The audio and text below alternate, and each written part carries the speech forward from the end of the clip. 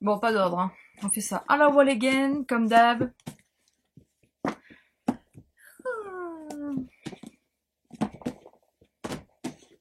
Ah, je pense qu'on va commencer par celui-là. Allez.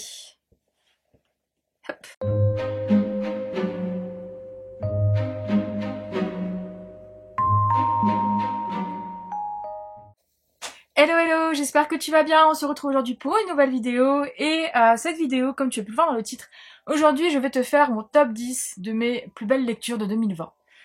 Les livres qui vraiment ils m'ont marqué cette année en 2020, donc j'ai regardé tous mes mois, ce que j'avais lu, etc. Ça a été difficile d'en trouver 10, enfin pas difficile d'en trouver 10, mais d'en mettre que 10. Je t'avoue que c'était pas simple, tout simplement parce que j'avais envie d'en mettre d'autres, mais franchement ça c'est les 10 principaux, ceux vraiment je me suis dit mais oh là là c'est magnifique. Et sachant qu'il y en a encore un que j'aurais trop aimé mettre mais je l'ai pas mis. Parce que voilà, mais j'avais trop envie de le mettre, mais parce que j'avais plus de place. Mais en tout cas, voilà, on va commencer tout de suite parce que sinon cette vidéo va être trop longue. Je vais te lire vite fait les résumés à chaque fois, pas te faire un résumé parce que sinon ça va être trop long aussi. Donc du coup on en reparlera, on verra. Bref, on commence du coup par le premier. Le premier, c'est vraiment un coup de cœur que j'ai eu cette année pendant le mois de la fantasy, tu n'as douté lequel. Parce que j'en ai parlé assez régulièrement quand même après. Hein. Mais le premier, ce n'est autre que Déraciné de Naomi Novik, donc publié chez J'ai lu, moi j'ai l'édition de poche, l'édition Pygmalion, j'en veux pas. Oh, il y a Ibus qui est là. Non, range ta griffe. Il s'est coincé dans mon chariot. Si. Bon, mais voilà, la rescousse du petit chat, je suis désolée. En fait, Ibus ne fait pas ses griffes sur l'arbre à chat, donc Ibus coince ses griffes dans tout. Et là, il s'était coincé la griffe dans une de mes chariotes, en fait, où j'ai tout mon matériel, comment dire, mon matériel, tout ce qui est pour tout ce qui est pour les carnets, etc. Je mets tout là sur une chariote en fer forgé, enfin en fer là. Et il s'était coincé la griffe là, cette griffe là, dans un petit truc. Et du coup, il était comme ça. Bref, tiens, c'est bizarre, j'ai plus de batterie. Ah non, j'ai plus de place. Oh non, hein. Je jamais vu. Bon, après l'histoire du chat, j'ai plus une place sur mon disque dur de ma caméra. Maintenant, c'est bon, j'ai tout vidé, on est là, on reprend. Du coup, j'en étais arrivée où? Oui, Déraciné. Donc, je disais que moi j'ai l'édition J'ai lu, mais j'avais vu que chez Pygmalion, enfin c'est déjà sorti en grand format chez Pygmalion, et les gros formats ils sont trop gros, enfin chez eux c'est pas lisible, c'est pas possible. Et en fait le truc c'est que Naomi Novik a sorti un autre roman, c'est La fileuse d'argent, ou le fil d'argent, La fileuse d'argent, chez Pygmalion aussi. Il me tente trop, un univers fantasy aussi hyper voilà. Et il me tente trop, sauf que le problème c'est que pour l'instant c'est pas sorti en poche. Ça fait quand même un an que c'est sorti, donc ça va faire un an, ou ça fait un an passé. Et donc du coup, j'ai hâte quand même de voir s'il sort en poche, parce que moi je préfère le prendre en poche. Et celui-ci, en fait, au départ, j'étais pas hypée de malade, parce que je m'attendais pas en fait à ça quand je l'ai lu.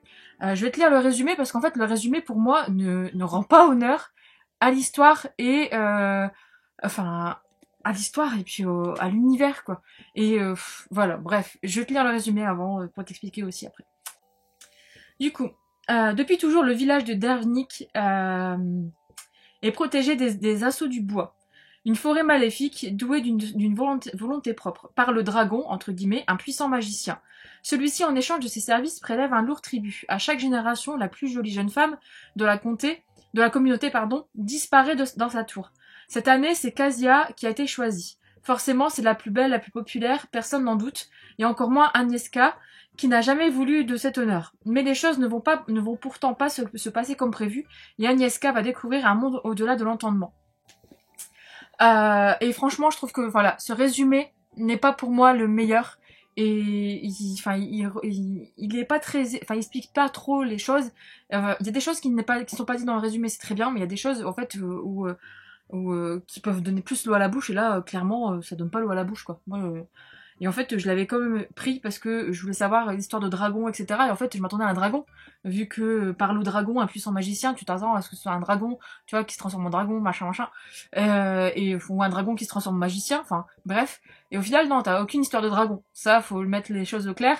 C'est juste que dans cet univers, les magiciens royaux, etc., enfin, la communauté des magiciens s'appelle par des noms, en fait, d'animaux ou de créatures mythologiques. Donc, voilà, c'est juste ça. Et donc, le dragon, du coup, comme ils disent si bien, parce que je vais pas donner son vrai nom, parce qu'au final, voilà, quoi. Je vais pas donner son vrai nom, mais en fait, ce magicien, en fait, et au final, lui, il vit dans une tour auprès du village, où en fait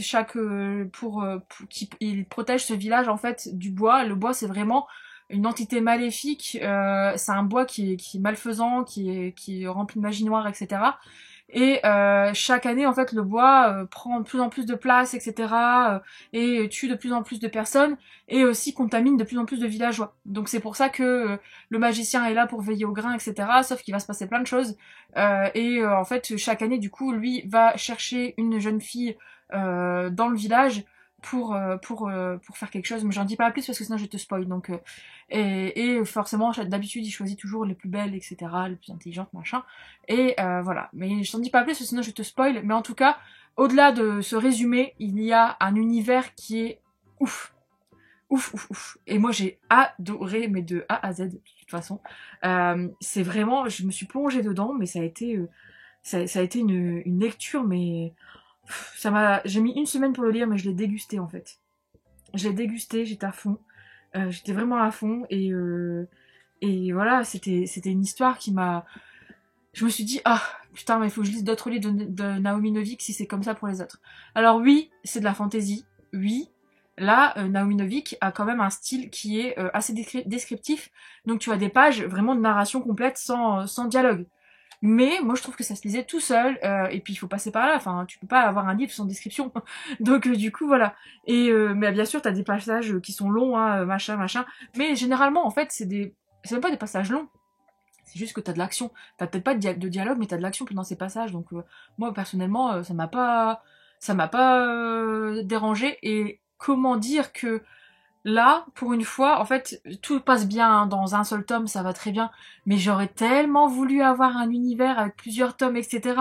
C'était ouf. Enfin, franchement, c'était ouf. Donc, je t'invite vraiment à lire Déraciné si tu l'as lu. Si tu l'as pas lu, pardon. Et à me dire si tu l'as lu, mais je sais qu'il y a beaucoup de personnes qui m'ont déjà dit l'avaient lu, qu'elles avaient adoré aussi. Ou d'autres qui ont été un peu mitigées. Mais en tout cas, moi, ça a été vraiment il est dans mon top 10 quoi, c'était sûr, c'était obligé. Donc j'ai pas classé par ordre, hein, mais parce que sinon ça aurait été trop compliqué de mettre le top 10, enfin faire le numéro 1, 2, 3, 4, 5 jusqu'à la meilleure note 10 sur 10. Mais en tout cas, s'ils sont tous là, c'est qu'ils ont tous 10 sur 10 en fait. Donc voilà. Mais en tout cas voilà, celui-ci, mention spéciale.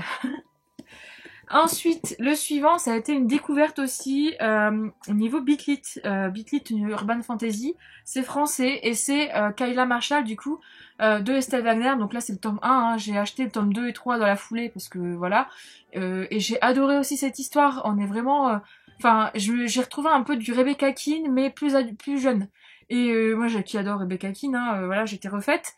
Et j'ai acheté du coup la suite. Et le truc, c'est que j'ai pas encore lu le tome 3, je voulais le lire avant la fin 2020, mais c'est mort. Donc du coup, je vais le lire assez rapidement parce que je voulais finir cette saga, enfin cette trilogie. Mais bon, en tout cas, ça a été vraiment une super histoire, donc je vais te lire le résumé. Ironique destin d'être né morphe, sans forme animale, motif de honte pour sa famille, Kaya Marshall, petite fille de l'Alpha, est considérée comme le maillon faible de la meute de la Vallée Noire. Aussi en est-elle chassée, elle qui n'a jamais mis un pied en dehors du territoire. Alors qu'elle goûte enfin la liberté et s'adapte à une nouvelle vie, les ennuis pointent à nouveau le bout de leur nez. Déjà trahie une fois par son clan d'origine, pourra-t-elle se fier à quelqu'un? À Yann, le loup aussi beau qu'insupportable, à Max, le renard au passé mystérieux, ou à Jérémia, l'irrésistible humain. Seul le karma en décidera. Un karma déterminé à se moquer d'elle et à faire ressurgir certains fantômes du passé. Alors pareil, encore un résumé qui est vraiment en surface, quoi. On est vraiment en surface parce qu'on est vraiment là aussi encore avec une histoire et pas un folklore, mais vraiment une origine, etc. De base qui est vraiment bien solide et qui est vraiment bien foutu et que j'ai adoré aussi. Franchement, et puis le personnage de Kayla en fait est assez jeune. En fait, on est vraiment entre, on est vraiment un Rebecca King, mais juste un petit peu avant quoi. Dans la vingtaine, ouais, dans la vingtaine. Attention, la vingtaine, 18 ou 20 ans. Il me semble qu'elle est jeune en plus, Kayla, donc voilà. Et vraiment, en fait, tu as plein d'autres personnages qui arrivent, enfin d'autres personnages qui arrivent, qui vont avoir un rôle central quand même dans l'histoire. C'est des personnages secondaires sur lesquels tu peux t'attacher aussi. Il y a des choses auxquelles tu ne t'attends pas du tout non plus. Donc franchement, ça valait vraiment le coup aussi. J'ai vraiment adoré cette histoire et j'ai hâte vraiment de lire la suite. Et si tu cherches une bonne bitlit, urban fantasy ou bitlit, je sais pas. Hein. Mais pour moi, c'est de la bitlit quand même. Young adult, young adult. Française, pardon. Ouf, j'y arrive pas. Française, fonce, franchement, ça vaut vraiment le coup. Et tu passes vraiment un bon moment et ça se lit très vite. Et t'as une mythologie qui est quand même assez bien fournie. Un univers qui est vraiment bien fourni. Le suivant, c'est une romance que je lis en début d'année et je m'attendais pas je m'attendais pas à aimer et en fait j'ai lu d'autres livres de cet auteur et au final un autre livre et ça n'a pas marché, ça n'a pas matché, on verra les autres.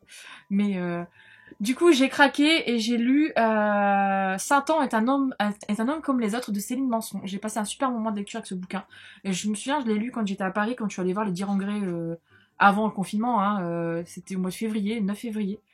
Je suis allée voir, j'étais à l'hôtel et puis en fait j'avais pris mon petit livre dans le train et tout et je rigolais parce que il y a des passages qui sont vraiment marrants et c'était vraiment une très bonne lecture et il y avait pas de romance en fait, beaucoup de romance dans mon top 10 et celle-ci c'est celle qui s'est démarquée quand même.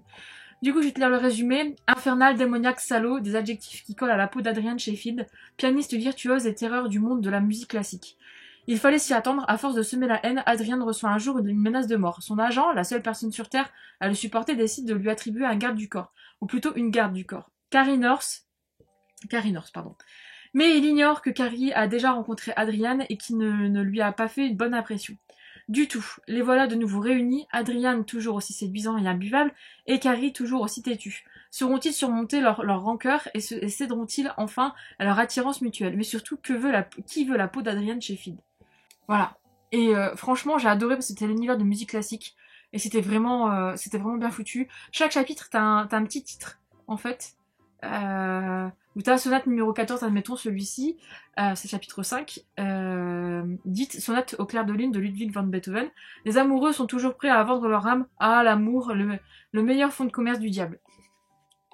C'est une des petites choses comme ça. T'as des petites, comment dire, références à des films, etc. C'est vraiment pas mal. Il existe une rumeur qui raconte que Satan est le père du mensonge. C'est faux. Il préfère la vérité. La vérité, elle fait bien plus de dégâts. C'est toutes des petites choses comme ça. Franchement, je trouve que ça a été une super bonne découverte. Alors, Céline Manson, c'est l'auteur de Bad Romance. J'ai lu Bad Romance, le tome 1, j'ai détesté. Donc, il faudrait que je voulais en lire d'autres hein, d'elle, mais voilà, hein, je suis en train de regarder, mais non. J'ai pas encore lu d'autres romans d'elle, et il me semble que j'en ai pas d'autres en fait dans ma palle. Si, je voulais en acheter, mais j'en ai pas trouvé. Donc il faut que je pousse un peu mes investigations parce que pas de romance, ça n'a pas été quoi. Ça n'a pas été ça du tout, du tout. Donc du coup, je vais voir et puis on en reparlera. Mais en tout cas, celui-ci, si tu veux une petite romance douce, mignonne, à base de musique, fonce. Le suivant, c'est une lecture audio que j'ai faite cette année et dont aussi j'ai regardé la série télé. Et je l'avais acheté en braderie, j'avais payé 1 € je crois en vide-grenier. Et je m'attendais pas à ça et ça a été vraiment une très belle découverte. C'est le livre perdu des sortilèges de Deborah Harkness. Donc là j'ai la version poche, moi publiée chez Harlequin, chez le livre de poche de la collection Orbit. Je sais pas si c'est sorti en grand format, si c'est chez Orbit en fait que c'est sorti en grand format. Et en anglais c'est le titre anglais je ne sais même plus. Mais je sais qu'en fait, c'est une des premières sagas de Deborah Harkness. Et le titre anglais, c'est... Ah, c'est machin of Witches, là. The Discovery of Witches. Et franchement, mais ça a été une lecture de dingue. Je l'ai lu en... Enfin, je l'ai lu... Je l'ai une lecture. Je l'ai lu, je l'ai écouté en audio. parce que je l'ai vu qu'il sortait en fait en audio sur Audible, et j'avais ce livre en fait depuis un petit moment parce que je l'avais acheté en vide-grenier, puis je l'avais laissé de côté parce que je m'étais dit bon bah tu le liras quand on aura envie, etc. Et franchement j'ai trop aimé. Ça faisait longtemps que j'avais pas lu d'histoire de sorcières autour de sorciers, vampires, etc. Hein, d'autres créatures et tout, mais t'as un fond historique dans cette histoire qui est énorme. Et franchement, ça m'a vraiment beaucoup plu. Et j'ai bouffé la saison 1 de la série. Je sais que la saison 2 devrait sortir normalement, il me semble, si je dis pas de conneries. Mais en tout cas, ça a été vraiment une super découverte. Et je m'y attendais pas du tout. Et je sais que ça a fait beaucoup l'unanimité, beaucoup de personnes. Et moi, franchement, ça m'a beaucoup plu. J'ai hâte de lire la suite, de découvrir la suite parce que d'ailleurs, il est sorti le tome 2 sur Audible, donc il faudra que je m'achète le tome 2 en poche. Du coup, je vais te lire le résumé quand même. Hein. Le livre perdu des sortilèges. Donc du coup, Diana Bishop a renoncé depuis longtemps à un héritage familial compliqué pour privilégier ses recherches universitaires, une vie simple et ordinaire. Jusqu'au jour où elle emprunte un manuscrit alchimique, l'Ashmole 782. Elle ignore alors qu'elle vient de réveiller un ancien et terrible secret, un secret convoité par de nombreuses et redoutables créatures, dont Matthew Clermont, un tueur, lui a-t-on dit. Malgré elle, Diana se retrouve au cœur de la tourmente. Encore un résumé qui ne parle pas beaucoup de choses, enfin ça m'énerve les résumés qui sont pas complets. Bref, mais en tout cas, en gros, Diana est une jeune femme qui est issue d'une famille de sorcières. Et en fait, elle a renoncé à ses pouvoirs, etc. Enfin voilà, elle veut se concentrer sur l'étude de l'alchimie. Et en fait, elle va demander à emprunter un livre qui est l'Ashmole, du coup, 782. Et dans cet Ashmole, en fait, il y a beaucoup de secrets en rapport avec les origines des créatures, etc. Machin. Et c'est un livre pas maléfique, mais un livre de sortilège, entre guillemets, hein, qui est difficile à ouvrir, enfin qui n'est pas possible d'être ouvert, etc. Enfin je t'en dis pas plus, mais bizarrement Diana va pouvoir le faire, donc elle va se retrouver dans tout ça avec des vampires qui veulent essayer de trouver le machin, enfin bref, je t'en dis pas plus, mais franchement c'est une histoire qui est ouf et qui est hyper bien. Tu as vraiment le côté historique qui est très bien retracé et je t'invite vraiment à le lire. Si tu n'as pas envie de le lire, regarde la série est bien foutue. Elle reprend bien le livre papier. Bon, bien sûr, t'as pas les mêmes niveaux de détails, etc., c'est normal. Mais le seul truc, moi, que j'ai eu du mal, c'est le personnage de Matthew, qui ne ressemble pas au personnage que je me faisais dans la tête quand je lisais, en fait, la description de Matthew. Moi, j'ai eu du mal avec l'acteur. Je sais que j'en ai déjà parlé, en fait, dans un update, hein, mais moi, j'ai vraiment eu du mal avec l'acteur. Je me disais, merde, c'est pas Matthew que j'imaginais. J'étais un peu chafouine, tu vois, sur ça, mais bon, bah, tant pis, hein, on n'a pas le choix, hein, c'est comme ça. Mais en tout cas, franchement, ça a été c'est pour ça qu'il est dans mon top 10, hein, parce que ça a été vraiment une lecture qui était trop cool. J'avais envie de rester dans ma voiture après, en fait, après avoir fait mon trajet pour aller au travail, pour écouter la fin de mon chapitre. Franchement, ça vaut vraiment le coup. Donc fonce. Ensuite, le suivant qui a beaucoup fait parler de lui, ça c'est clair et net, parce que ça, entre le report de sa sortie, les filles qui l'ont lu avant en VO, pardon, et puis voilà, enfin tout le tapage qu'il a fait, qu'il y a eu autour. Franchement, il fallait que ce soit moi, voilà, il fallait que ce soit, c'est comment dire, c'était pas obligé, mais c'était sûr que ça allait être dans mon top 10. C'est forcément Le Prince Cruel de Holly Black, publié chez Rajo. Et en fait, comment dire que j'attendais déjà cette version française depuis longtemps. J'avais jamais craqué pour la VO. Holly Black, moi j'avais adoré les chroniques de Spiderwick. Et en fait, j'ai adoré. Franchement, j'ai passé un... Oh, c'est ouf. En fait, j'ai adoré parce que j'ai retrouvé un peu le côté enfantin d'Holly Black qu'on a dans les chroniques de Spiderwick. Vraiment le côté vraiment univers enfantin, fantasy, etc. Vraiment ce côté-là en fait où on a des personnages, enfin les dialogues et puis même les mots utilisés sont très très pour les enfants, enfin, pour les jeunes adultes on va dire quand même là. Mais là tu as une cruauté, c'est qu'à de le dire, qui est sous-jacente et qui est vraiment à la limite à chaque fois, ce qui fait qu'on peut pas te dire que c'est de la jeunesse en fait. T'as le style jeunesse, mais tu as quand même une petite dose en fait de young adulte bien dosée, mais assez fine, mais assez impactante pour vraiment te donner une sensation assez bizarre. Enfin bizarre, mais dans le sens positif. Hein. Donc quand tu le lis, parce qu'au final tu t'attends pas à certaines actions de certains personnages Tu te dis mais ils vont pas aller jusque là parce que c'est tout mignon là.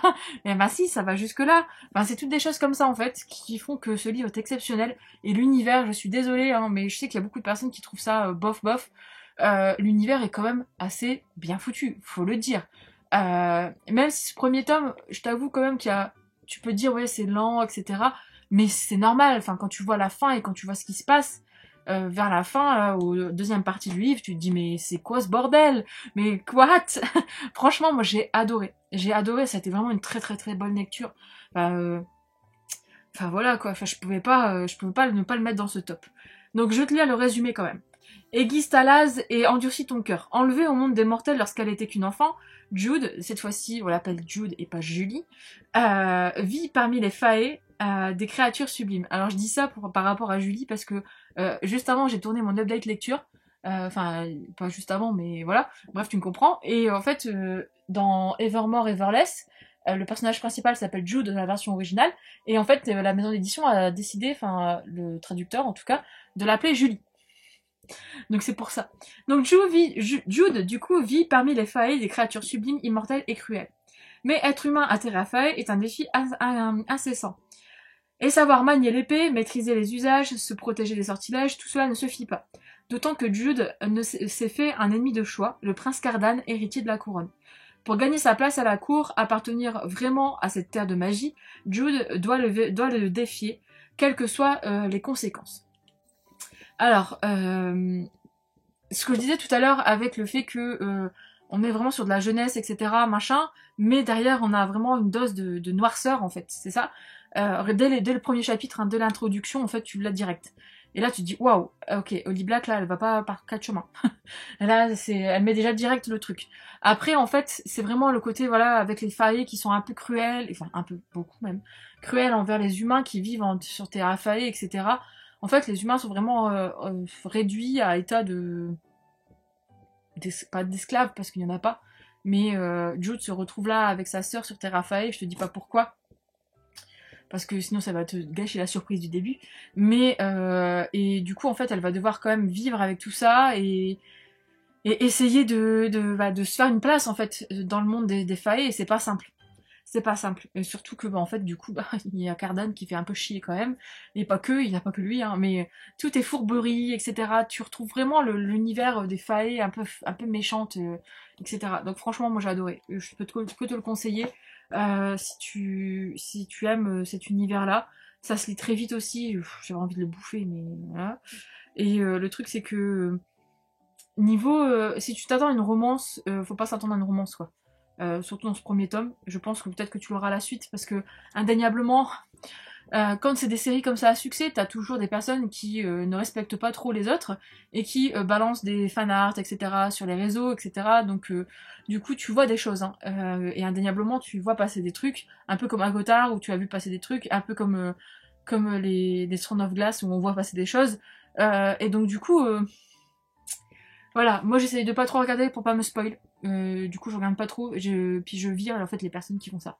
Parce que ras-le-bol, d'avoir que ce soit des marque-pages ou des conneries comme ça, voilà. Moi j'essaye de faire gaffe à ça, donc du coup, là dans ce tome 1, t'attends pas une romance, quoi, parce que clairement, c'est le début de l'histoire, et je pense que le tome 2 et le tome 3, ça va être l'apothéose. Ça va être un truc de ouf. Ça va être un truc de ouf, et j'ai hâte, parce que vu comment se termine déjà ce tome 2, et ce tome 1, pardon, d'ailleurs le tome 2, moi je l'ai encore dans mes toilettes, hein, et vu comment il commence, tu te dis, ouf, qu'est-ce que ça va donner? Qu'est-ce que ça va donner? Bon bref, en tout cas c'était une super bonne lecture.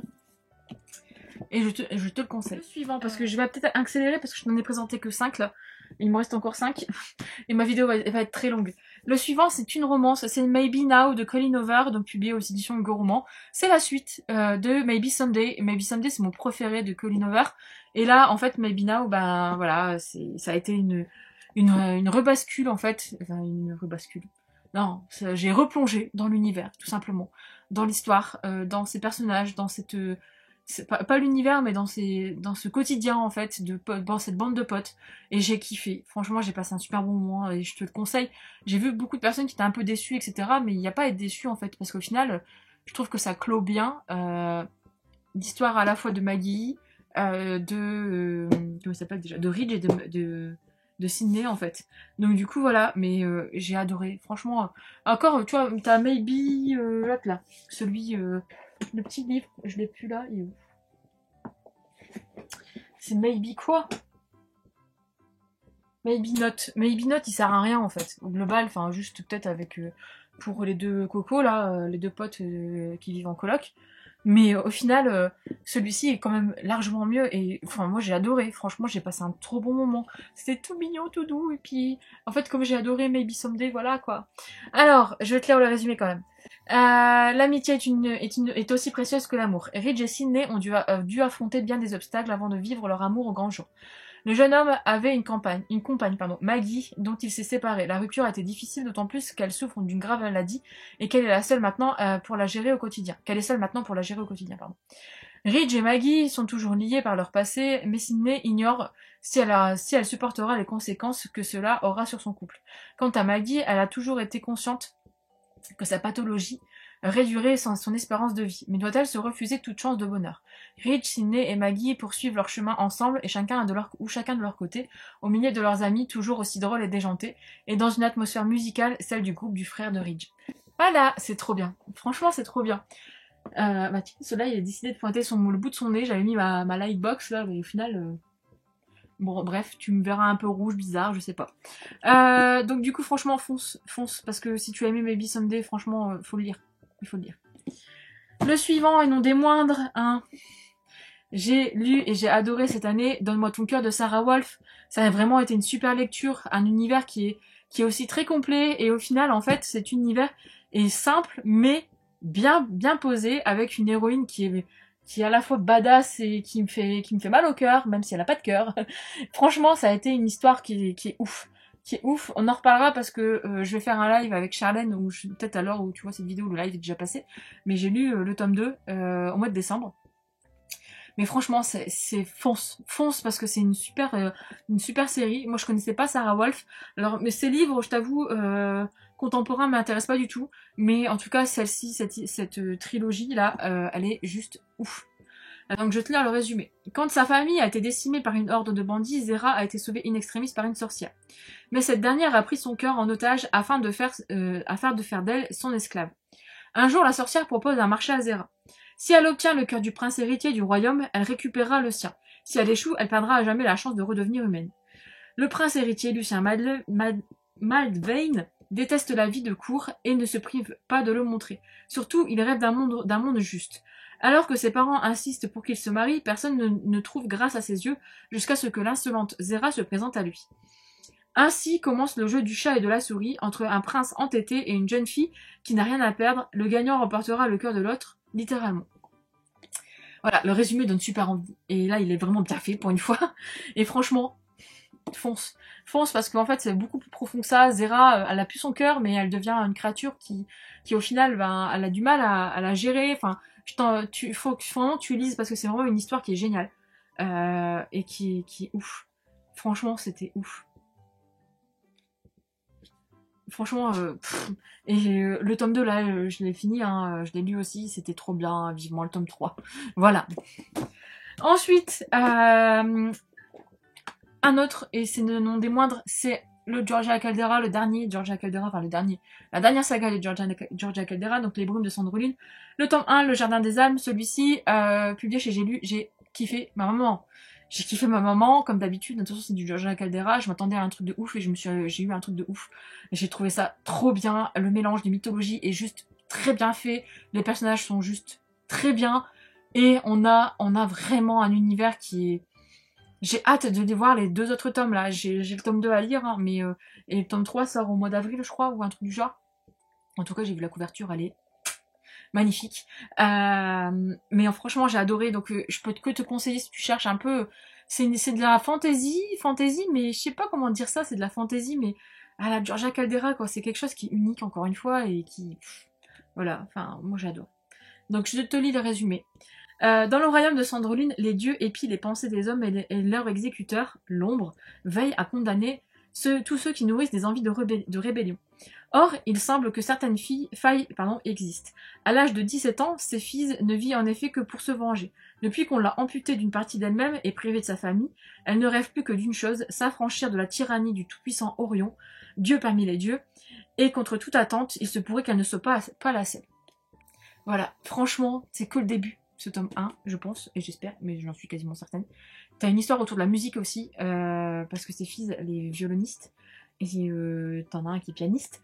Ah, franchement, trop bien, trop bien, trop bien. Franchement, faut lire cette série, faut la lire, faut la découvrir. N'hésite pas à me dire si tu l'as lu, hein, et si tu l'as aimé. D'ailleurs, hein, si tu as lu un de ses livres, pareil, hein, je pense que beaucoup, oui, parce que voilà, c'est sorti cette année quand même assez récente. L'avant-dernier, un que j'ai lu en lecture commune, donc je t'en parlerai pas trop, mais je l'ai lu en lecture commune avec Charlène. Je t'en donne mon avis en long, en large et en travers dans le vlog. Lecture commune, mais franchement, ça a été une lecture. Celle-ci, ça a été ouhouhou, les montagnes russes, franchement. Donc c'est La Cour de Ténèbres de Victor Dixon, le tome 1 Vampiria. Enfin, le tome 1 de la saga Vampiria, pardon, La Cour des Ténèbres. Et franchement, mais c'est quoi ce truc? Je vais te lire le résumé et après je te laisse, si tu veux, tu reviendras mon vlog, parce que tu auras mon avis au fil du temps. En l'an de grâce 1715, le roi Soleil s'est transmuté en vampire pour devenir le roi des ténèbres. Depuis, il règne en despote absolu sur la Vampiria, une vaste coalition, à jamais figée dans un âge sombre, ressemblant à la France et ses royaumes vassaux. Un jonc de fer est imposé au peuple, maintenu dans la terreur et littéralement saigné pour nourrir l'aristocratie vampirique. 3 siècles plus tard, Jeanne est arrachée à sa famille de roturiers et catapultée à l'école formant les jeunes nobles avant leur rentrée à la cour. Entre les intrigues des morts vivants, du palais, et les trahisons des autres élèves et les abominations grouillant sous les ordres de Versailles, combien de temps Jeanne survivra-t-elle? Voilà! Franchement, c'est une tuerie. C'est ouf. Faut regarder. Faut le lire, pardon. Faut regarder. Moi, j'aimerais dire qu'il y a une série, par contre. Mais il faut la lire, c'est vraiment trop bien. Je m'attendais pas à ça. J'avoue que moi, Victor Dixon m'avait laissé mitigé après le dernier tome de Phobos. Hein. Et puis, j'avais pas envie de lire Instanta et Cogito. Mais là, par contre, il se passe un truc à la fin de celui-ci. On s'est posé plein de questions avec Charlène, tu verras. Je t'invite à aller voir le vlog. Si tu l'as pas lu, tu verras, j'ai mis dans la barre d'infos du vlog, hein, où on s'arrête et où est-ce que... En fait, le vlog est sans spoil pendant 1 heure et des cacahuètes. C'est un long vlog. Pendant 1 heure et des cacahuètes. Et par contre, il y a 45 minutes, il me semble, où on a mis toutes les parties spoil quand on s'appelait avec Charlène et on se disait mais c'est quoi ce truc de ouf? Et puis on spoilait vraiment là. Donc si tu as envie, si tu l'as lu, voilà, maintenant tu connais peut-être mon avis dessus. Mais si tu ne l'as pas lu, arrête-toi quand même avant les spoils, avant la fin du vlog. Voilà. Mais en tout cas, c'est une super lecture, c'est une découverte cette année qui a été ouf.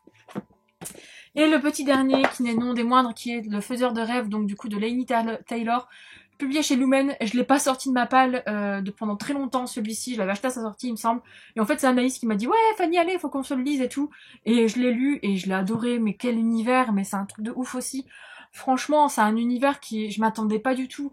Et c'est un univers qui est à la fois ésotérique, mais très... je sais pas comment expliquer ça, mais c'est lent, hein. Ça peut être lent au début, hein. Mais tu comprends tout, en fait, au fil des pages. Tout se met bien en place, tout est bien imbriqué. Ça peut être lourd, mais ça se lit comme que tout seul. Et franchement, j'ai passé un moment de ouf avec cette histoire. Et je m'attendais pas à ça. Il y a des choses, en fait, je m'y attendais pas. Je me suis dit, mais non, mais ah oui, mais ok. Et t'es là en mode, c'est flou, mais en fait, c'est flou, mais pour une bonne raison.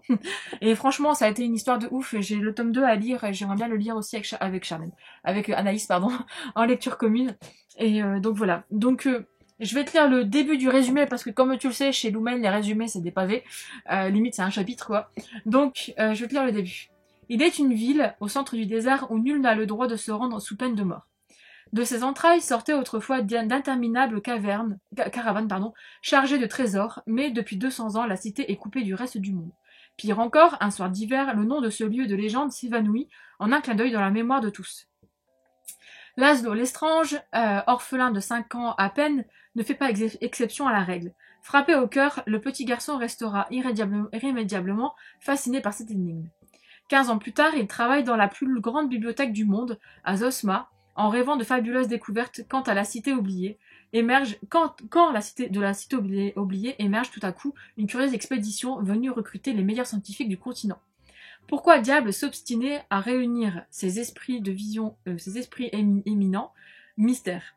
Et pourquoi Laszlo voit-il donc ces songes se peupler de visions étranges, à commencer par une déesse à la peau bleue, pourtant assassinée des années plus tôt par les habitants de la ville interdite? Qui est-elle vraiment? Comment le jeune homme qui ignore tout de sa légende peut-il bien la voir en rêve? Voilà! Et franchement, c'est un peu plus complexe que le résumé. Je te lis pas le dernier paragraphe, mais en tout cas, enfin, c'est ouf. Alors oui, tu peux te perdre avec toutes les désignations, il y a quand même pas mal de personnages aussi, etc. Mais faut le lire. Franchement, ça a été une histoire, mais et j'ai hâte de lire le tome 2 parce que je m'attendais pas à ça. Je m'attendais pas. T'es entre rêve, réalité, enfin, réalité, mais des choses qui se passent dans le passé. Enfin, il y a des choses dans le passé qui se sont passées. Enfin bref, c'est ouf. C'est ouf, il faut pas passer à côté. Voilà. Du coup, cette longue vidéo est terminée. Je papote trop, c'est pas possible. Je papote trop. Ça va pas le faire. Je pense que ça va être très trop long pour toi. Mais je suis désolée. En tout cas, si cette vidéo t'a plu, n'hésite pas à me le dire en commentaire. À laisser un petit pouce bleu. Si tu as lu un de ces livres, ou si toi aussi tu as un top 10, n'hésite pas à me le donner en commentaire. Ça me ferait super plaisir de pouvoir voir quels ont été aussi les top 10 de tout le monde, etc. Et puis du coup, j'espère que ça t'a plu. Et puis si tu n'es pas abonné à la chaîne, comme d'habitude, tu peux te laisser tenter, t'abonner, ça fait toujours plaisir aussi. Et du coup, on se dit à bientôt pour une prochaine vidéo.